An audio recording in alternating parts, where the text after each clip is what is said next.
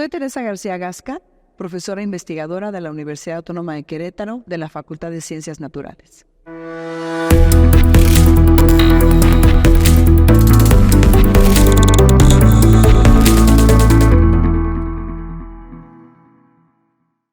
Doctora, gracias que Gracias, Sergio. permite esta entrevista. Encantada. Sin duda hay, en épocas electorales se promete mucho y Sí, luego se cumple poco. sí. Y es no lo que la experiencia nos lo ha dado eso. Ahora también hay como 4 grandes temas que podrían afectarnos si no se toman las medidas que muchas veces se han pospuesto, ¿no? Refiriéndonos al agua. Hace unos días, semanas, viene el presidente de la República, Andrés Manuel López Obrador, y firman un convenio con el gobernador Mauricio Curi, Batán, agua para todos. Sí. Primero, ¿cuál es su consideración primaria? ¿Qué le dice esto? Fue sorpresivo. Yo cuando escuché la nota me pareció que pues fue un arreglo un poco forzado. Y me parece forzado, y es una percepción personal, porque el gobierno del estado había defendido durante mucho tiempo y con ahínco el proyecto del Acueducto 3. Es más, o sea, se hizo una inversión de recursos económicos al proyecto, por lo menos en el proyecto ejecutivo, por lo menos en la planeación de obra y demás. Entonces, me pareció sorpresivo porque en su momento, siendo yo rectora de la universidad, comentábamos nosotros que Acueducto 3 era un proyecto que no estaba bien formulado, que necesitaba revisarse. Primero porque, nosotros no criticábamos la obra en términos de obra civil, eso puede ser otra cosa, sino qué agua es la que se iba a distribuir a través de Acueducto 3. La presa Zimapán recibe descargas de aguas negras, residuales, industriales, del Estado de México, de la Ciudad de México. Entonces, la calidad del agua es muy difícil de resolver en términos de potabilizarla. Eso para empezar era ya una gran duda. Después se presentó el problema entre Querétaro e Hidalgo, que comparten la presa y que también ahí hay un problema entre estos dos estados. Y en tercer lugar, pues la presa es una hidroeléctrica, entonces no puede disminuir el agua después de un nivel, porque entonces se pone en riesgo también la producción de energía. Así que bueno, con todas estas cuestiones siempre se hizo un señalamiento de que había que revisar el proyecto de Acueducto 3. Nosotros pensábamos principalmente en términos de la calidad del agua.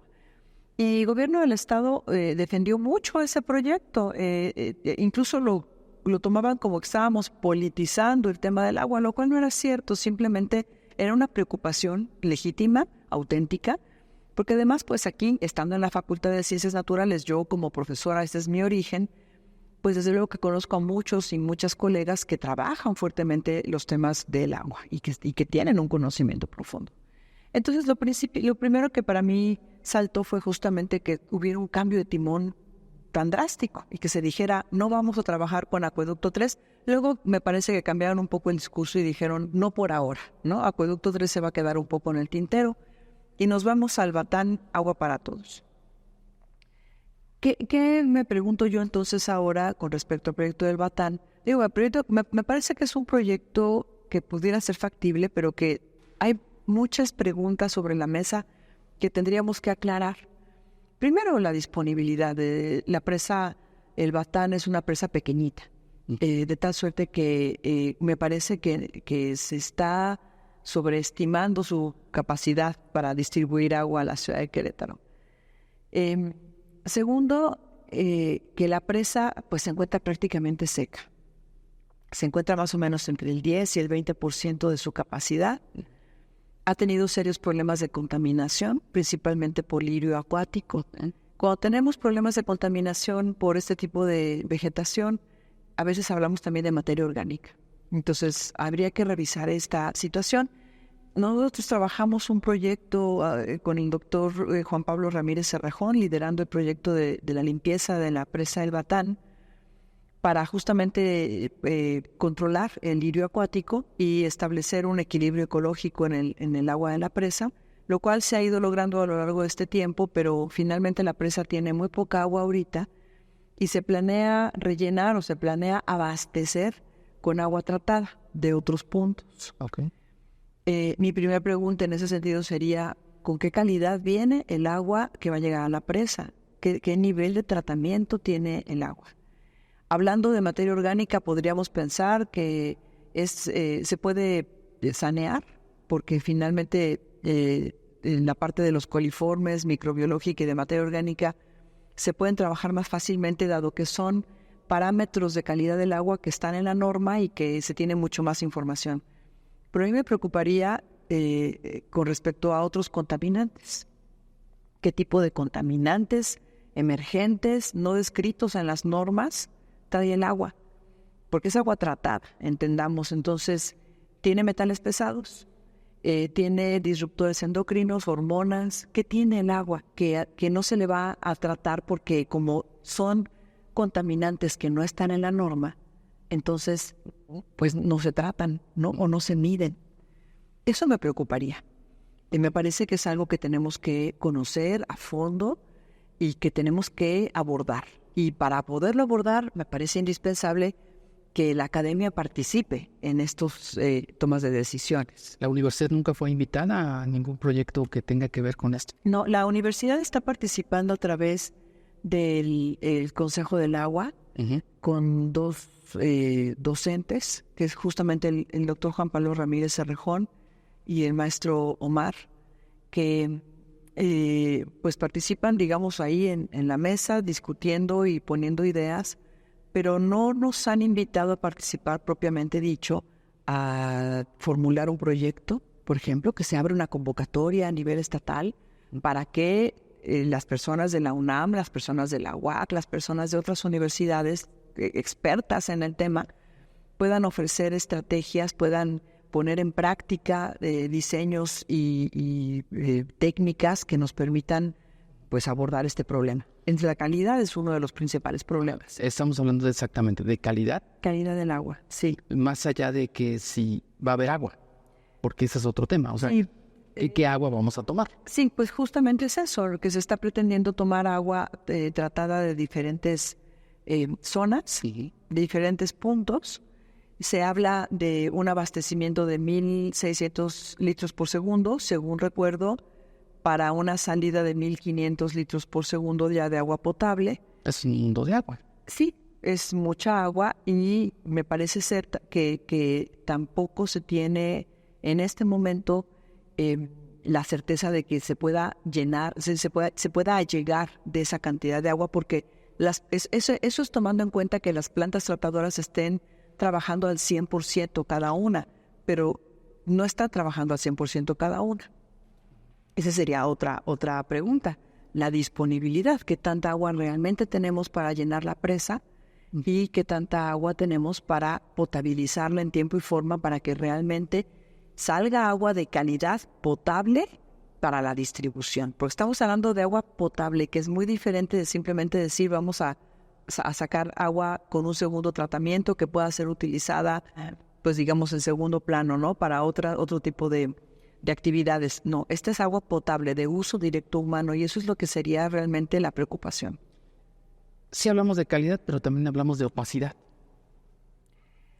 En términos generales, no contamos con toda la información. Si nos referimos a ello, posiblemente la información esté centrada en un círculo controlado, más pequeño de personas.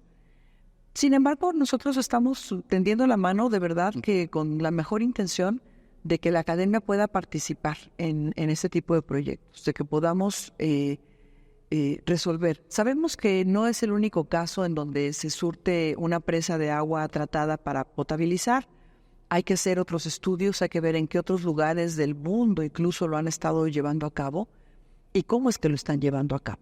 Y sobre todo garantizar, Sergio, lo que a mí más me preocupa es que realmente garanticemos la calidad del agua saliente y que la garanticemos en todos los sentidos, es decir, que se aborden todos los contaminantes posibles que pudieran existir en el agua de llegada para que el agua de salida tenga la calidad que las personas, que la sociedad merecen en ese sentido y que no vayamos a generar un problema mayor después por estar distribuyendo agua que tenga algún contaminante que no se haya tomado en cuenta, pero que es un contaminante importante. Noto también un discurso que mientras siempre se nos pone como la ciudad o el estado que más atrae inversión, pero nunca consideran un tema tan importante como el agua, ¿no? Ahora nos anuncian una inversión macro de Amazon, por ejemplo. Pero diario nos anuncian una nueva inversión, diario salen a conseguir inversiones y además dicen que llegan 342 o 82 familias diarias. Esto no viene a complicar porque yo le preguntaría, ¿hay agua? No, sabemos que estamos inmersos ya en una crisis hídrica de lleno. Se están secando los cuerpos de agua a nivel nacional. Querétaro no es la excepción. Querétaro es uno de los estados con mayor crisis hídrica en el país. Es uno de los estados que tiene mayor problema de agua. Y hoy por hoy se está vislumbrando pues una crisis extrema de agua en la Sierra Gorda, por ejemplo, ¿no? En donde es nuestro abastecimiento de agua natural. Ahí hoy se establece que los municipios de la Sierra Gorda pueden llegar a una crisis extrema, una crisis severa. Los municipios, el resto de los municipios, excepto Corregidora, que es el único que no entraría en una crisis tan importante. Pero todo el estado está inmerso en una crisis hídrica. Esto no es un tema de un año, de dos, es un tema que viene de mucho tiempo atrás, al que no se le ha dado la atención suficiente.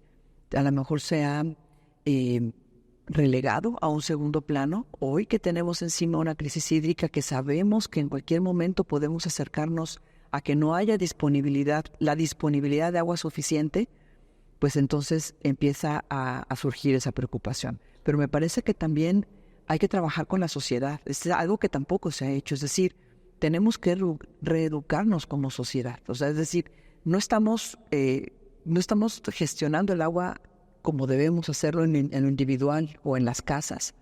Hay mucho desperdicio de agua. Creo que eventualmente vamos a llegar a un punto en donde se nos restrinja la cantidad de agua al día o a la semana y vamos a tener que acostumbrarnos a ello, porque lo cierto es que nos estamos quedando sin agua. Y esa situación de traer más inversiones, de que seamos muy atractivos, ¿cómo procesar? Yo creo que eso no está mal. No está mal si se sincroniza, si se sintoniza con todo el crecimiento del Estado en todos los sentidos y con todas las necesidades. Qué bueno que a Querétaro llegue más inversión. Eso es magnífico. Ahora, ¿qué vamos a hacer con esa mayor riqueza que va a tener el Estado en términos económicos? ¿A dónde va a ir ese recurso para que no tengamos problemas? Pues yo decía el otro día, hay que sopesar lo que significa la crisis hídrica. Es decir, a lo mejor todavía no tenemos en la mente lo que significa realmente quedarnos sin agua. No es un tema decía yo en ese día, no es...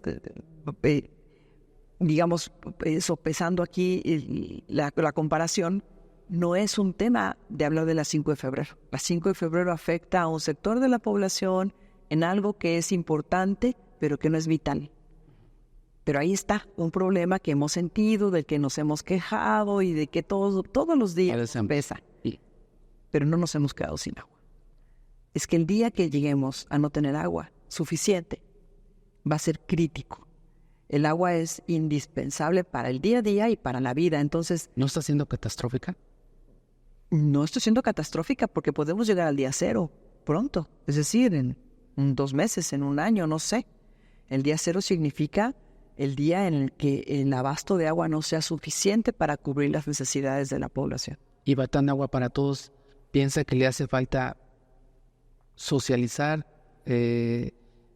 mayor transparencia y además nos va a alcanzar para... Yo creo que Batán Agua para Todos es parte de una respuesta que se quiere dar a un problema tan serio. No creo que sea lo que vaya a solucionar el problema. Okay. Creo que va a abonar en parte del problema, pero no va a solucionarlo por completo. Y creo que para resolver el proyecto de Batán Agua para Todos necesita el gobierno allegarse de personas expertas en todos los ámbitos de la problemática. Es decir, no solamente el tema ingenieril, ¿sí me explico? No solamente se trata de poner tuberías, se trata de ver desde el equilibrio natural de la presa. La presa finalmente es un cuerpo de agua que tiene un equilibrio ecológico.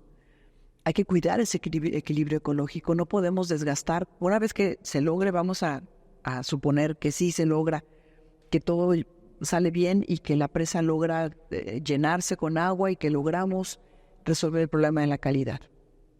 No podemos agotarla. Tenemos que cuidar nuestro cuerpo de agua porque eso es lo primero. ¿Qué es lo que ha sucedido? Hemos agotado los caudales más allá de lo que los caudales soportan. Entonces pensamos que el agua es un recurso renovable, que va a llegar siempre, y estamos viendo que no es cierto. Si estamos agotando los caudales más allá del punto en el que soportan, lo que vamos a lograr es que se sequen los caudales. Y si se seca el caudal, ya no hay para nadie. Entonces, lo primero que tenemos que cuidar es el caudal, y lo segundo, desde mi punto de vista, es priorizar el uso del agua, trabajar el tema de las concesiones, que es un tema muy importante, muy difícil, pero hay que trabajarlo. No podemos privatizar el agua, porque el agua es un derecho humano. ¿Se equivocaron los diputados? Yo creo que hay que dar un cambio ahí. Sí, yo creo que ¿en qué sentido se equivocaron? En seguir con la misma dinámica. No podemos seguir con la misma dinámica. El agua le pertenece a los pueblos, el agua le pertenece a la naturaleza, le pertenece a la gente. Es un derecho humano y es un derecho de vida. Y no podemos privatizar esos derechos. Los derechos no se privatizan. Entonces, sí me parece que nos equivocamos si seguimos con la misma dinámica, pensando que todo puede seguir funcionando igual, y no puede todo seguir funcionando igual. ¿Y el organismo gestor del agua, la CEA, funciona? Pues hasta suspira. Creo que sigue con esa misma dinámica.